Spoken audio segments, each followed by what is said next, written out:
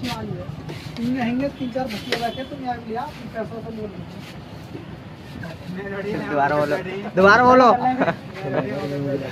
कुछ भटिया बैठे हैं भैया, एयरफोन बेच रहे हैं। एयरफोन बेच रहे हैं। और जबकि हमारे यहाँ जरूरी ना तो फोल्डर डलवाओ, हमारे यहाँ फॉलो करके खड़े हो जाओगे तो तुम एयरफोन या गिफ्ट हमें मिलेगा या डाटा केबल, जो चॉइस करोगे दोनों में से।